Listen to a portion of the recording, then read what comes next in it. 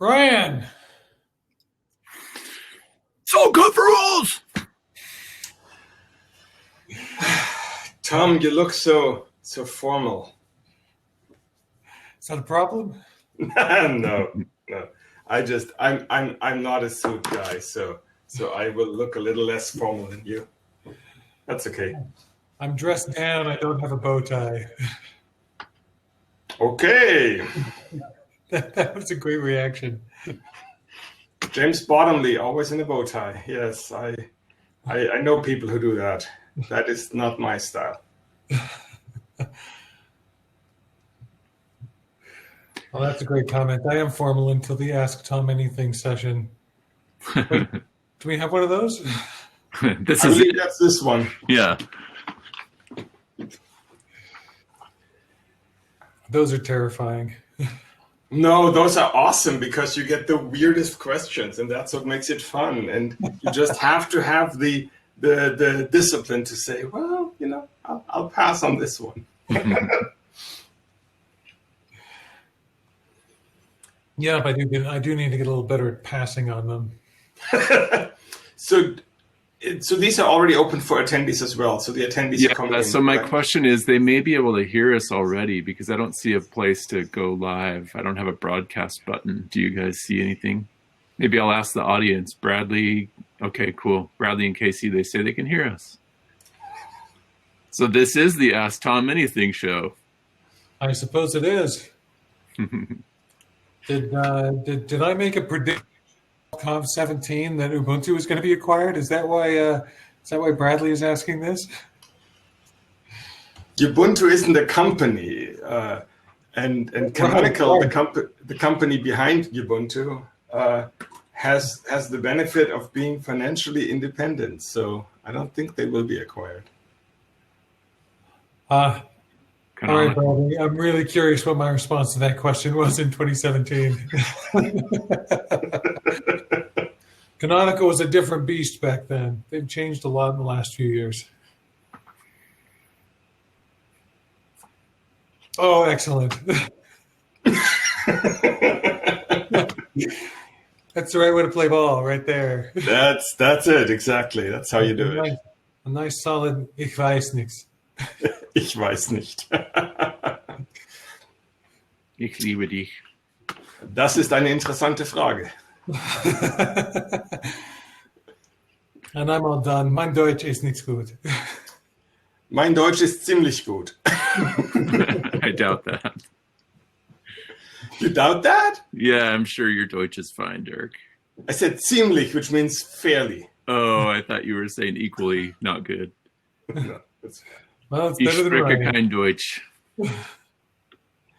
I have been asked to give a presentation to a users group, Germany, Austria, Switzerland, in German. And my comment to the inviting entity was, you should realize that since I left college in the last 25 years, I've spent 20 years in the US and 5 years in Germany working in English-speaking companies. So making me give presentations in German is a double-edged sword.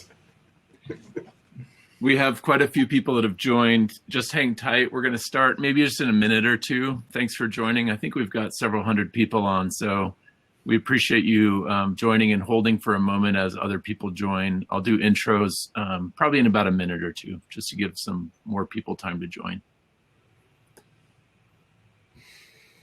Bradley is from Berlin. That's good to hear. Either that or he's...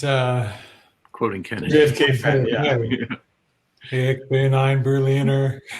Except, of course, JFK said it correctly for a Berliner. He didn't say ich, he said ich, which is how a Berliner pronounces this, contrary to the rest of Germany. So, interesting linguistic tidbit for the Americans here. That's cool. That's helpful because we make up all sorts of garbage about those sorts of things. Yeah. I'm a jelly donut. We'll see if anybody can actually pronounce my name. That'll be the starting test. So, Dirk, I'm going to test it now. Is it Hohndel? It's Dirk Hohndel. Good luck with that. Okay. Hohndel? Dirk Hohndel. All right, I'm going to go ahead and get started. We do have quite a few people still joining, but I'd like to start by introducing Dirk from VMware. Dirk is VMware's Chief Open Source Officer, leading the company's open source program office. He directs the company's company-wide efforts and strategy around use of and contribution to open source projects, and drives common values and processes across the company for VMware's interaction with the open source communities. Before joining VMware, Dirk worked, among other roles, as Intel's Chief Linux and Open Source Technologist, as Chief Technology Officer of Souza, as it were in German, and as Unix architect of Deutsche Bank. Dirk has been an active developer and contributor in several dozen open source projects for more than 3 decades. He currently is a member of the board of the Linux Foundation and holds a degree in mathematics and computer science from the University of Würzburg, Germany. He lives in Portland, Oregon. We also have Tom Hatch on here, and he needs no introduction. Tom Hatch, he knows a little bit about Salt, is what I'm going to say. Yeah, a couple things. That and my resume isn't as impressive as Dirk's quite yet.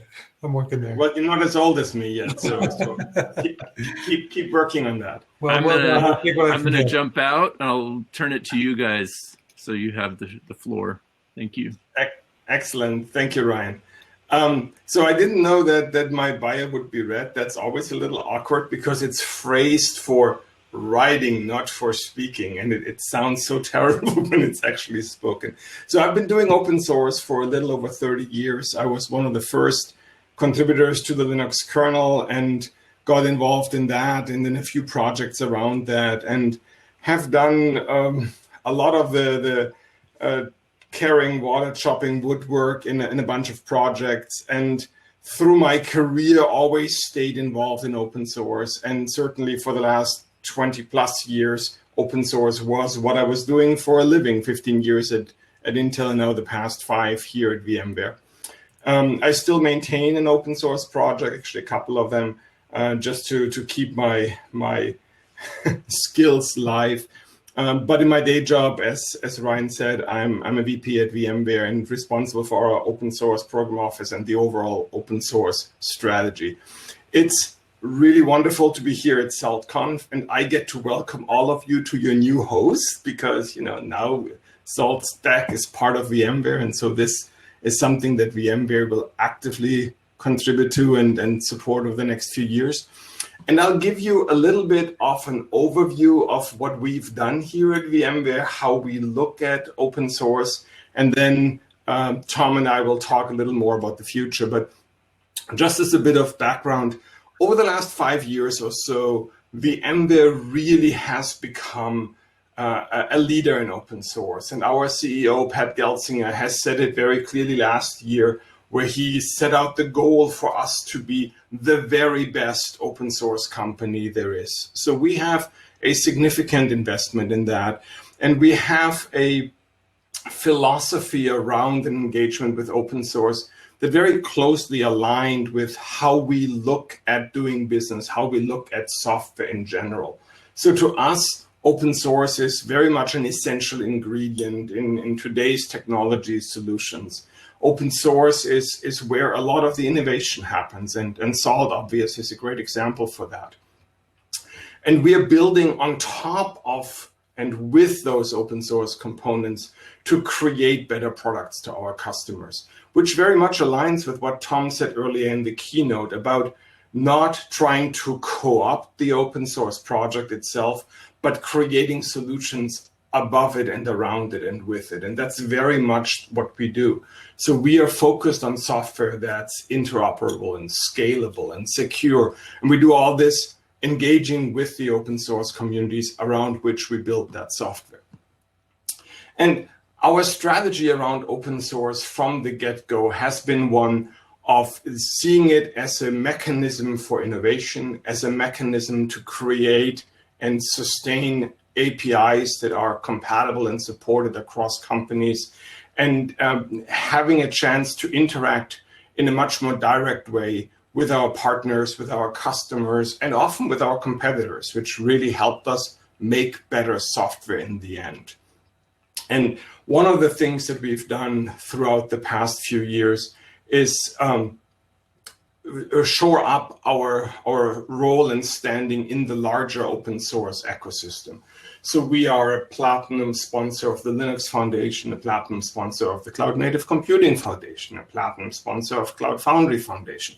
You get the gist. We are involved in a ton of the large foundations, from the ASF to a lot of smaller ones like Let's Encrypt and FreeBSD Foundation. And we are helping to create the infrastructure, the underpinning that makes a lot of these larger open source projects work.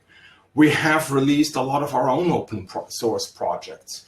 In this community, maybe they aren't as well known than in some others, but we have released, for example, a distributed hyperledger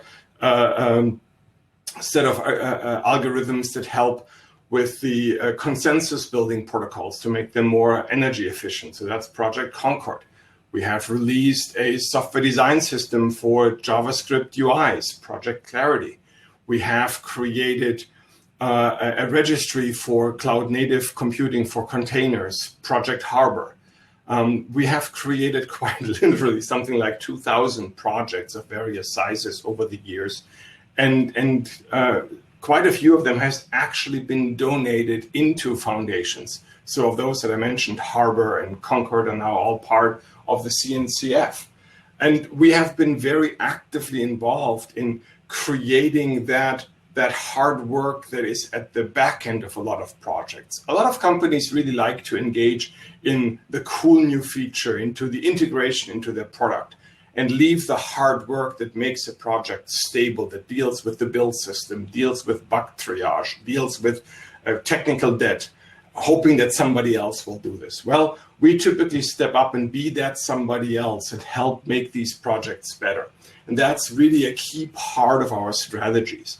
And if I look at some of the work that we've done in new areas that others hadn't tackled before, an example is Turn, a project that we've also donated to the Linux Foundation. Turn is a project that in the container space help you actually inventory what is running inside of your container and make sure that you have a good view on the security state of your container and on the compliance state. So what licenses, what restrictions do you have to using the code that's inside of that container?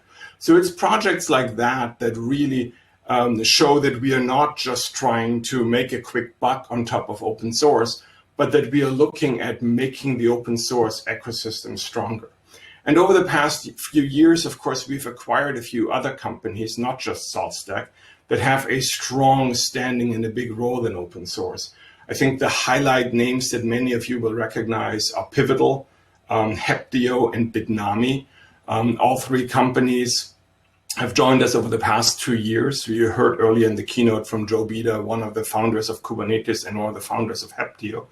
And we have shored up our open source portfolio of projects that we are engaged in and that we are leading. And that really has made us a strong and innovative player in that space. Now, the vision that we have as we look into the future for what we are trying to do with open source is all about building a strong framework for innovation, and for innovation that happens across companies, that brings in our customers, our partners, others in this ecosystem, and helps all of us move the technology forward. And that to us really is something that in the end helps our customers get great solutions and get solutions that are enterprise ready. One of the confusions that we often see is that people think, oh, open source, it's got to be free. And they mean free as in dollars. But regardless how you slice that pie, it never is. So regardless of whether you just download your upstream project and say, hey, let's deploy that, or whether you're trying to buy a solution from a vendor, you always have to pay someone to do the work.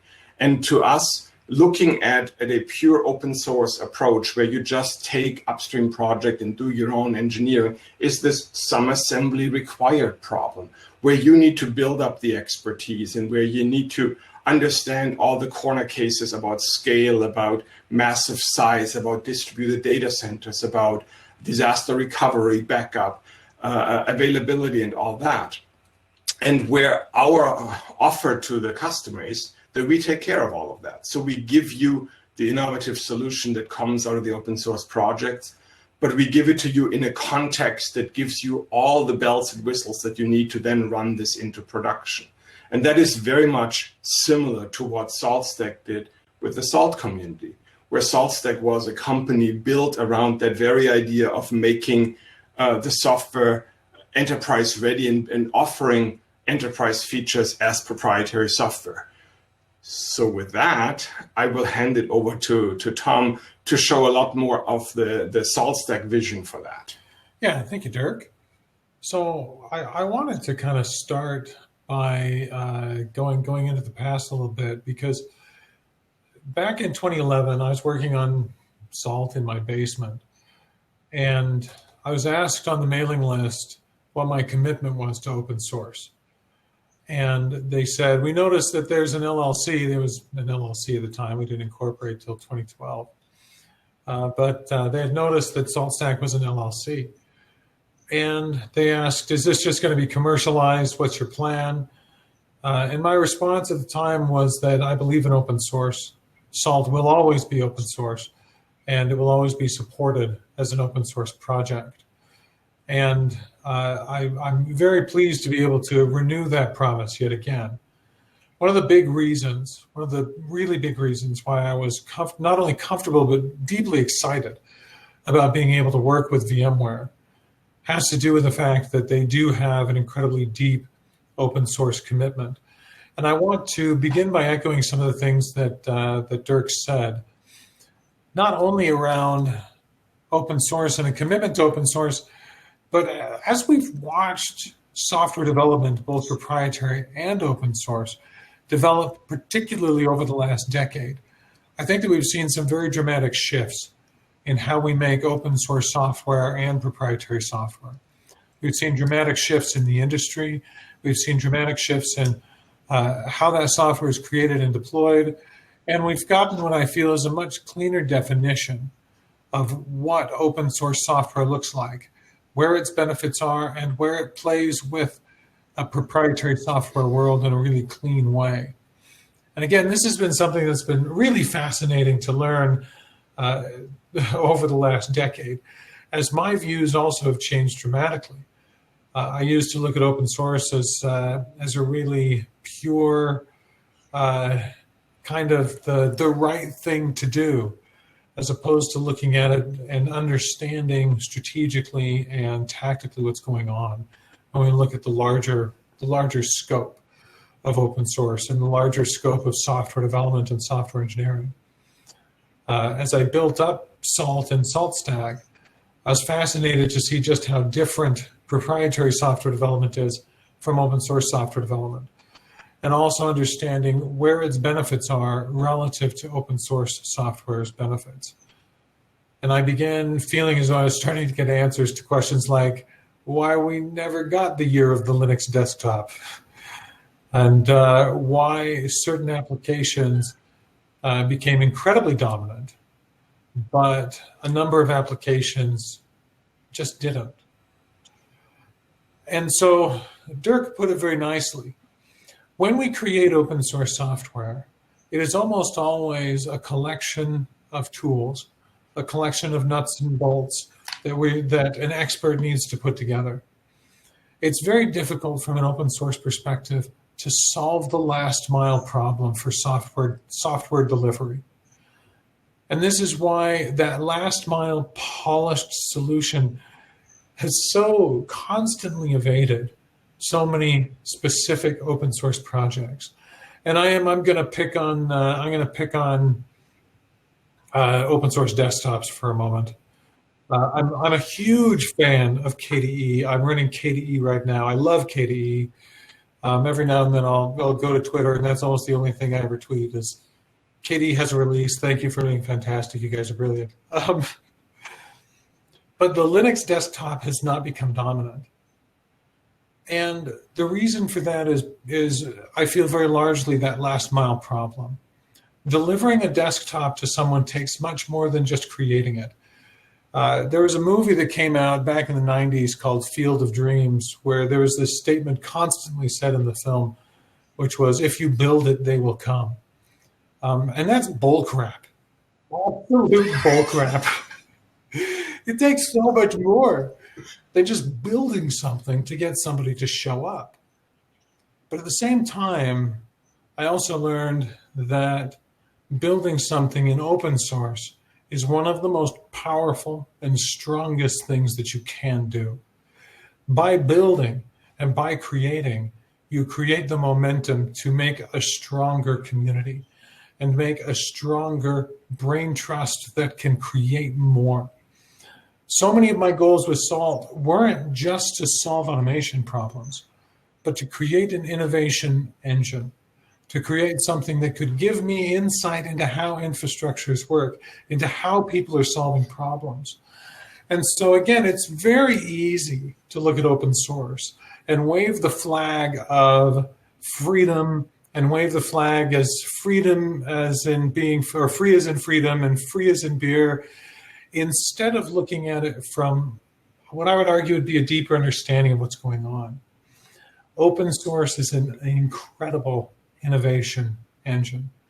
Open source has changed the proprietary software world in the last decade by giving us accelerant software that we can build on top of, by giving us software which can be consistent, delivered in foundations, and created in such a way that it can be ubiquitously reused across large swaths of industry. And if it wasn't for open source, frankly, I would argue that we would be a little further than we were in the 1990s when it comes to overall software that had been deployed. If it wasn't for open source, we would not have the modern cloud. If it wasn't for open source, we would not have really anything with respect to being able to deploy applications at the speed that we do, create new applications, create new companies. Well, Larry Page has said, without Linux, there wouldn't be a Google. And building something like Amazon or eBay without open source infrastructure to scale all this would be entirely impossible. So absolutely right. Oh, yeah. And the other thing I want to emphasize there is that Linux would not be sustainable at its scale and at its scope in today's economy if it wasn't for the ongoing contributions of corporations. The partnership that we see happening between corporations and open source today is not what I think people were predicting 15 years ago. 15 years ago, there was so much more hostility. I take offense in that. I would have gone with 20 years ago, because 15 years ago the Linux Foundation was active and we had already given a job to Linus and we had already created a lot of the consensus among most companies in this industry that open source is here to stay. But 20 years ago, absolutely, you're right. And a little number to support your point. Today, more than 90% of all contributions to the Linux kernel come from people who are paid by a corporation to do that work. So in a nutshell, I'm debating about my rebuttals to Dirk to defend my 15 years statement. He's totally right. And so the only rebuttal I've got is that I'm just not that old.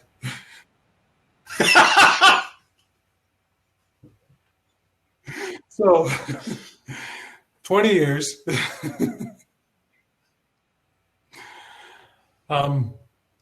This is one of the reasons why I'm really excited about VMware, is that they have illustrated an incredible commitment to open source software. And like I did say in my keynote, I was skeptical at first. I had not looked at VMware in the same depth from an open source perspective for many years. And I was incredibly impressed, not only with VMware's commitment to open source, but also their commitment to a strong engineering culture. One of the things that I found really interesting starting and getting Salt going is that for startups, there's a lot of different cultures that tend to evolve. And startups tend to either gravitate towards an engineering culture or a sales culture. SaltStack very much so has had an engineering culture. For better or worse, sometimes I'd wish we were better at selling. But I've been incredibly excited about the engineering culture inside of VMware, and an engineering culture that in large part understands open source and understands its impact, and that open source continues to become more and more important inside of VMware as they continue to make not only open source acquisitions, but as Dirk has said, significant contributions to open source, because that means that it drives their underlying functionality and VMware's underlying products. But also the realization that to accelerate what we have inside of Salt, to accelerate what we have built inside of Salt, we need more gasoline for the fire. We need, and it's not just money. So many times the question seemed to be, well, I'll just raise more money. But being able to integrate into a large corporation which is able to actually express the capabilities of Salt, this has been such a massive problem for us to be able to come back. And yes, Gareth, money is nice. But to be able to come back and say, Salt can do too much. We have had a massive focus problem, as Salt's code base has been, frankly, too powerful, and startups need to focus. But inside of corporations, we're already seeing significant excitement around so much of the capability inside of Salt. And so when we look at Salt inside of VMware, I'm really excited to be able to say that VMware does not want to make sweeping changes from an open source perspective. VMware wants us to carry on with how we manage our open source community. What you're going to be seeing in the next few weeks and months are some changes, but there are changes to strengthen the open source community, to double down on the open source community, and to give Salt a stronger autonomy so that we're able to see it as more of a standalone project and less of an appendage to the proprietary goals of SaltStack, the company. Because the reality is that when we are able to create a project with more independence, then we are able to do and fulfill that core vision that I did have for Salt and still do have for Salt, that it is an innovation engine, that it is a mechanism that we are able to use to gather everyone's experience and knowledge into a project and a deeper understanding from a grassroots level of what really needs to happen next in not only infrastructure management, but heck, managing everything else that we manage now with Salt, from slot machines to automobile assembly lines. So you sent me here on a detour on memory lane with your comments on the year of the desktop and on KDE. So I apologize for going into this, but when I was CTO of Souza, we were actually the first company to fund KDE development, and we hired a bunch of the KDE developers and worked closely with Trolltech, who back then controlled Qt before it was sold to Nokia and then to Digia. And we worked with them to make sure that the licensing of Qt would actually allow us to ship KDE in a product. And I made the fateful decision, and thankfully it was in German and it's no longer online, but I actually made the prediction that 1998 would be the year of the Linux desktop in an interview in 97. So yes, that very much was a little bit a rundown memory lane for me. Thank you for that. Well, and to reemphasize my point about the last mile problem, in 1990, sorry, you said 97 or 98? I made the prediction in 97 and I said it would be 98. In 1998 on a Linux desktop, if I'm not mistaken, correct me if I'm wrong, but you did still have to manually mount a CD drive from the command line. And yeah. That was addressed in KDE 3, if I remember correctly, which came out later that year. But yes, so I would say the prediction in 97 was ambitious and maybe a little a sign of my youth. Oh, I love the optimism of youth, because in the end of the day, talent doesn't solve problems anywhere near as well as hard work and a willingness to have that optimism and push forward.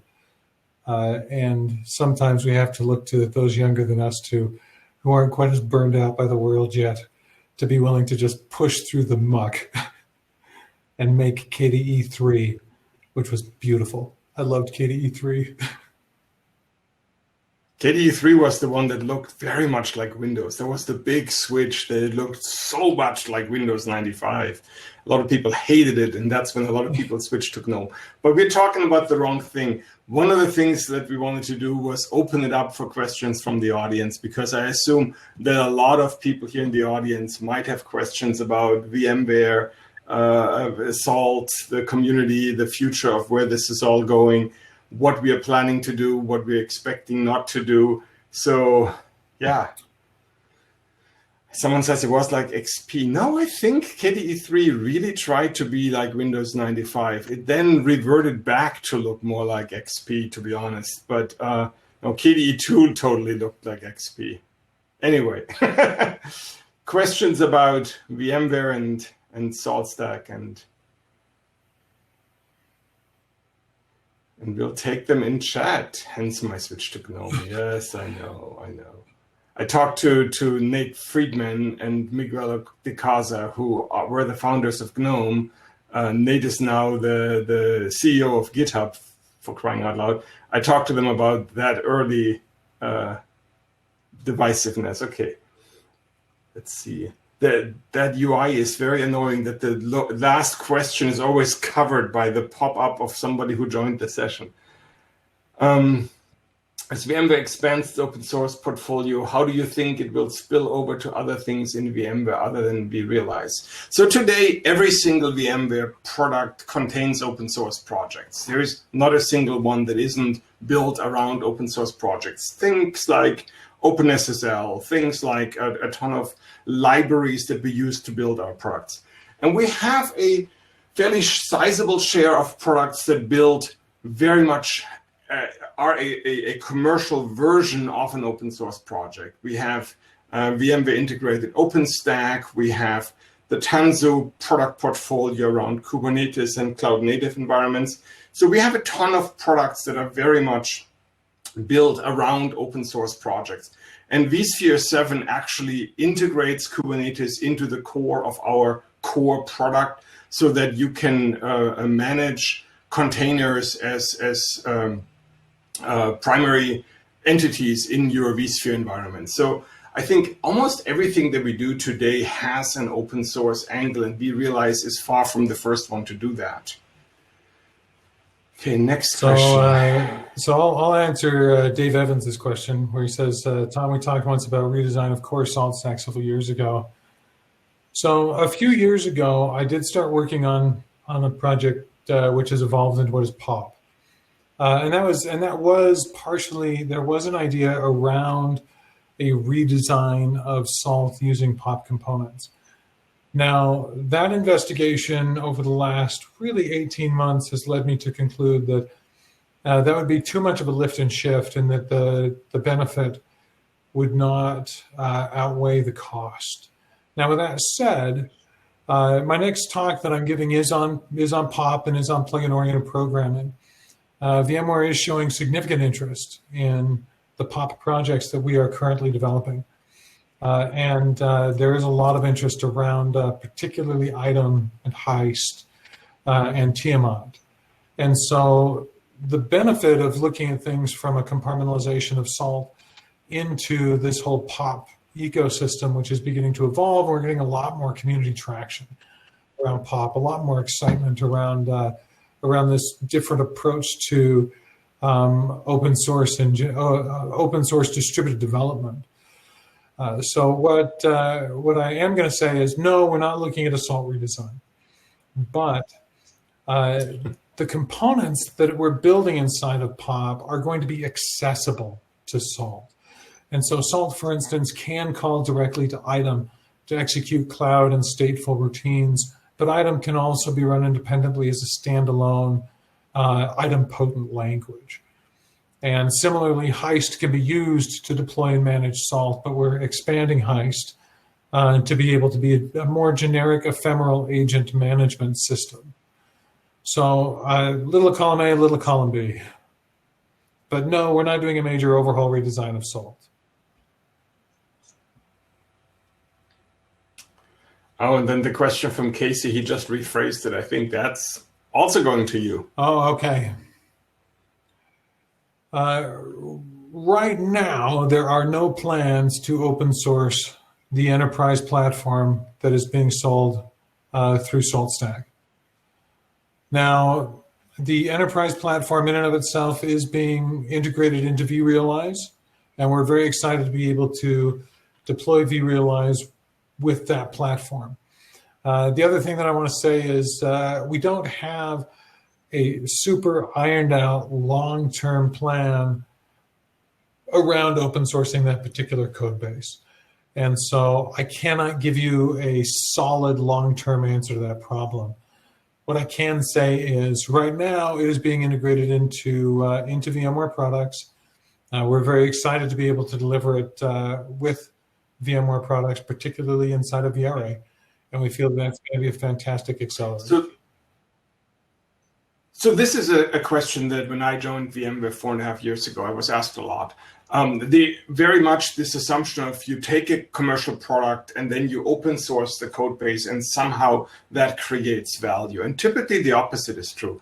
If you write a commercial code base, you do that differently than writing an open source project. So the style, the architecture, the degree of comments, commit messages, all of that are designed for being used in-house. And there's a tremendous amount of work to get this to become an open source project. And then when you look at your product roadmap and how you engage with that, suddenly it becomes really hard to also staff and fund the interaction with an actual community. So if you look at projects that have tried that in the past, where there was a commercial code base at first, and then it turned into an open source project, that has generally gone very poorly. And typically the entity behind that has failed. So if you look at Star Office becoming acquired by Sun, open sourced at Open Office. Now Open Office still exists. Apache Open Office is basically dead. It was later forked and created into a truly community-based project, LibreOffice, and that still is thriving. But that trajectory of taking something that's a proprietary product, making it open source and hoping that this creates value is a very, very complicated one. It's certainly not something that we say, oh, we would never do that at VMware. We have actually done it once, that we took something that was designed as proprietary software and then decided to open source it. But that is a very, very painful process, and that would need exceptional circumstances to go down that path. It's not an efficient way to do business. Thank you, Dirk. That's some fantastic color on that. And I couldn't agree more. Okay, let's see. Do you anticipate at least the core modules for VMware integration to land in Salt Open, or will it exclusively be in SSE? Can we realize? I'm not sure yet, to be honest. Sorry. I don't have a finite answer on that one. You've been part of our company for 2 weeks already, and you don't have all the answers. What's wrong with you, Tom? Many things are wrong with me, Dirk. Many things. So for anybody who isn't part of a company of about 35,000 employees, even the easiest decisions can sometimes take a few days. And big strategic questions like this are really, really hard for us to answer here on the fly. It's much easier for us to answer questions about open source philosophy than about the product side of things. So the question here, do you see the relationship with other companies using Salt Open changing, for example, Souza with Souza Manager? So we've already had a little chat with Souza. I assume that there will continue to be a solid relationship with them. Since, as Tom said a few times already, fundamentally nothing will change in our approach towards the open source project. I don't see how anything would change in our relationship with other companies building on top of that. So from my perspective as the Chief Open Source Officer, there is no intention to have any change there. And certainly Tom and I will work together to ensure that we do what is right for the community. So my follow-up also to the question about Souza Manager is that I am well aware that I do still have an email with unanswered questions in my inbox from some of you guys at Souza. And I'm sorry I haven't gotten back to that yet. It's sitting in my queue. I will answer you. I'm sorry. Yes, I don't see anything that would change our trajectory with respect to open source and Salt. Therefore, I don't see anything that would change the fantastic partnership that we've had with Souza over the years. So Bradley Heber asks about RabbitMQ as the default transport for client-server communication. I would like to point out that you're now part of the company that actually is behind RabbitMQ, because the whole RabbitMQ team also works for VMware. So just throwing this out there. But can you comment on the second half of the question? So for a long time inside of Salt, Salt is based on ZeroMQ for transport. And there's been a lot of questions over the years about whether or not we would change that. Now, if we go back in time to the early days of Salt and the ZeroMQ2, ZeroMQ had a lot of problems that we had to deal with. And it put kind of a bad taste in people's mouths for ZeroMQ. And there was a lot of talk back then about switching to different transports. And we explored a number of different transports. We still maintain the TCP transport, which uses tornado-based coroutines inside of Python. And we have since deprecated the rate transport because that never stuck. Similarly, it's been asked multiple times about utilizing a RabbitMQ transport system. We've done a number of tests. It's been a few years to change out the ZeroMQ transport for RabbitMQ. And we ran into massive problems because the communication interface that we have just isn't designed for that sort of AMQP style communication. And so a lot of people think about ZeroMQ and think about it in the same vein as RabbitMQ, but it just isn't. They're dramatically different projects, dramatically different approaches. And so for the time being, at least, I'm going to stick with, we don't have any plans to build a RabbitMQ transport. Now, with that said, there are potentially opportunities in the future, which I do not foresee, which we might utilize RabbitMQ for specific things. That's always a possibility. Those AMQP systems in general are extremely powerful, and as Dirk said, that would give us a proclivity and a bias towards utilizing RabbitMQ if such a need arises in the future. But as far as changing over the transports, no. No correct. So Sage Robbins asks, how does VMware drive focus in their open source projects? So that's a very complex question, surprisingly, because what does their open source projects mean? We have a few open source projects that are very much us sharing the source of something under a free license that is, for example, mostly auto-created from internal sources. Best example for that is the VMware tools, where we have an open source project so that you can build the tools that you need in a client OS from source. So that's very much driven by our product strategy, internal development. Sure, we look at pull requests, we look at issues, but it's very much a one-way street. The majority of our projects that we consider ours, as in we lead them, we have the majority of committers, of contributors, is a bit of a mix where we have an internal product strategy that drives where this needs to go. But we also engage with the community, take pull requests, take issue requests, help make sure that we understand what the community is looking for, and build it in both directions equally.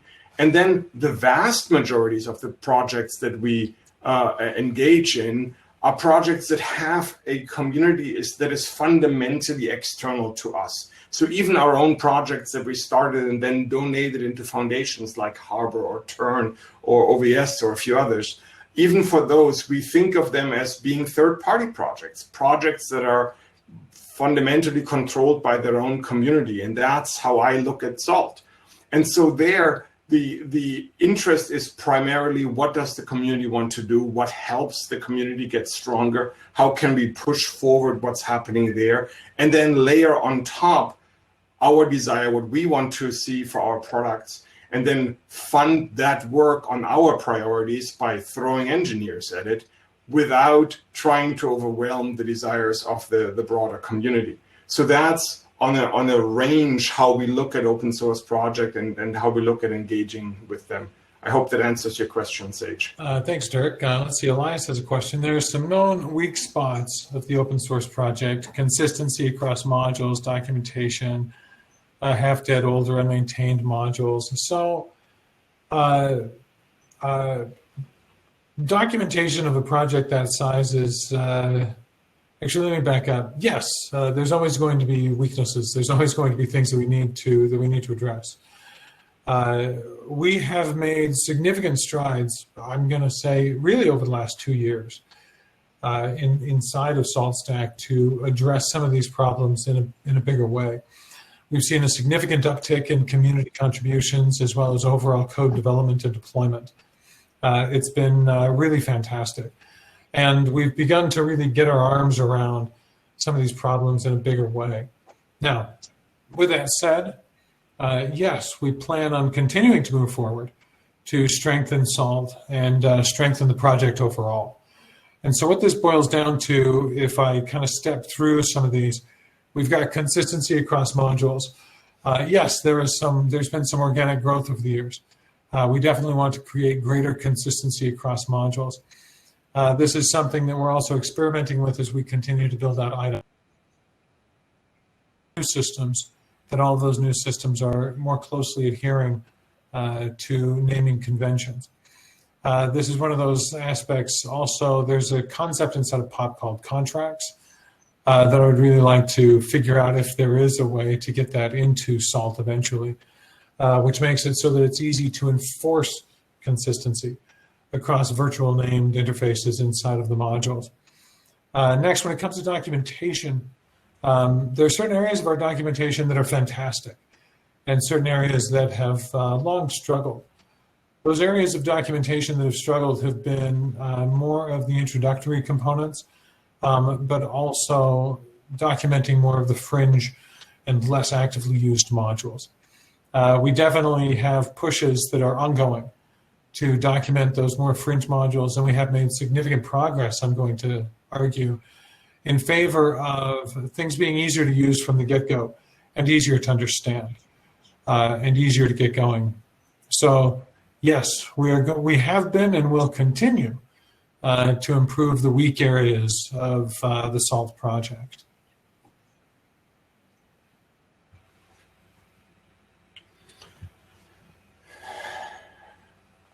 I think Gareth is just reflecting on the same topic. So I don't think there are any more open questions. Eat up some time. Well, we're not required to run the full time. If there are any more questions from the so there is another question that just popped up. Are there any changes to working groups? Yes and no. We're not planning on making any changes to working groups, but we are planning on, again, continuing down the path that we have had in the past. One of the things that I really want to emphasize moving forward is that personally, is Tom frozen? I hope not. It's nice and warm in here. No, one of the things that I want to emphasize personally moving forward is that I have spent a considerable amount of my time trying to help run SaltStack. And a lot of my job is changing. And I'm really excited that I'm going to be able to interact more and more with the community.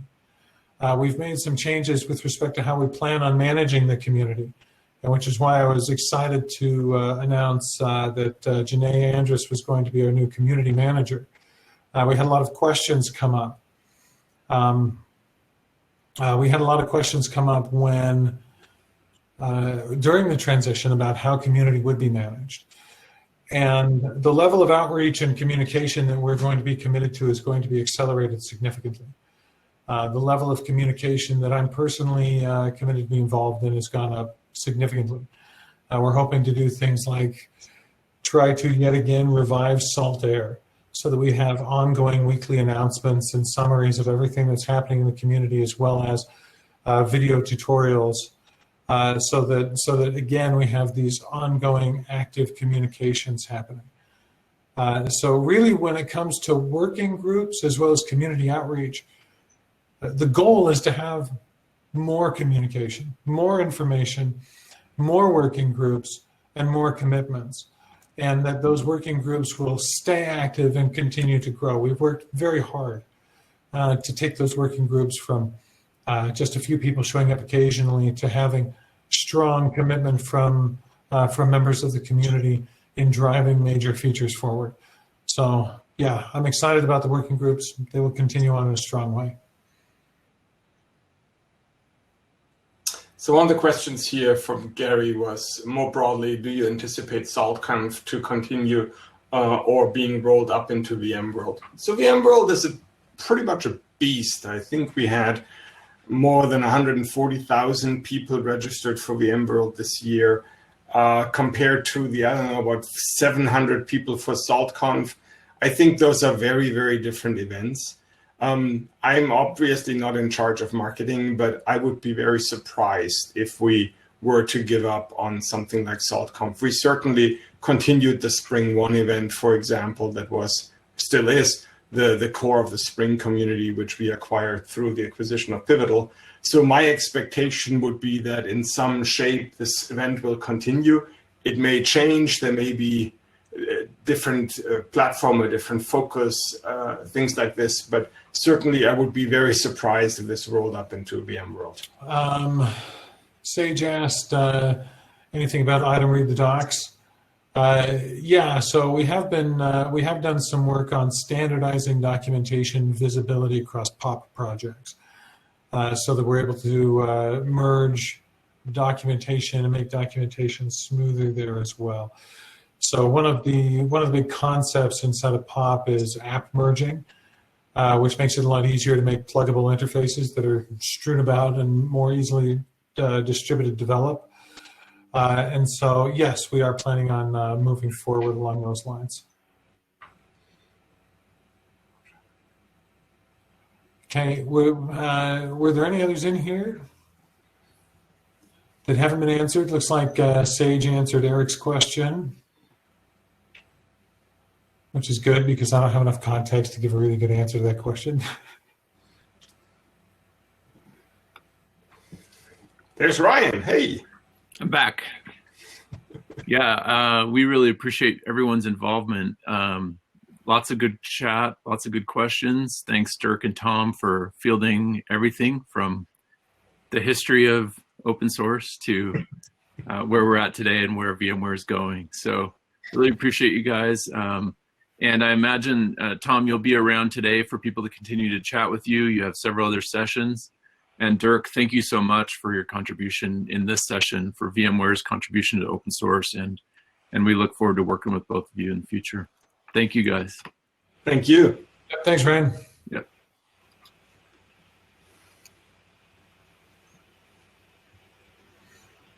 So do I just leave? I just turned off my video and I'm just looking at the chat a little longer in case anything comes up.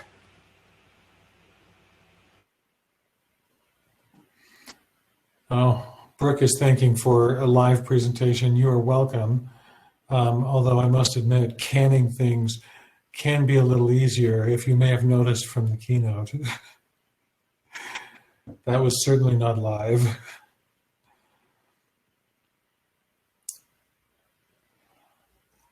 All right, everyone, I need to run to my next presentation. Sorry, the GTR question. Was there a GTR question? Yes, people asked if after the acquisition you're getting your Nissan GTR. I actually asked you in Slack about that because that really had me intrigued. Oh, okay. So years ago, now I have to tell the story. Years ago, we actually almost were acquired by another very large business, but there was a bit of an economic shift at the time, blah, blah, blah. It didn't work out. Okay, there are many reasons why these things blow up. And at the time, my goal was to buy a Nissan GTR. Beautiful car, incredibly fast. So Dirk, I think, would rather me buy a German car. But so I don't drive a German car. I'll get to that in a moment. Oh, okay, well, then I'm in trouble. So I did buy a car. I actually went down to buy an Audi S5 convertible. I love convertibles. I'm a huge fan of convertibles. And I do have a Nissan 370Z. But I went down to buy an Audi S5. And on the lot was a barely used Mercedes C63 AMG convertible, which are impossible to find, especially in Utah.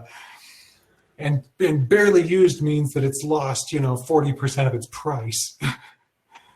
And so I just couldn't not buy it. I had to buy it. I was obligated by its presence to acquire that car. And so, yes, now I have a cherry red Mercedes C63 AMG convertible, and I love it. So that's the answer. And now Dirk has some color around the GTR and why he won't drive German cars. No, it's not that I don't drive German cars. It's my comment was on you said it's a very fast car, and I'm driving a first generation Tesla P85D, and so 0 to 60 in about 3 seconds.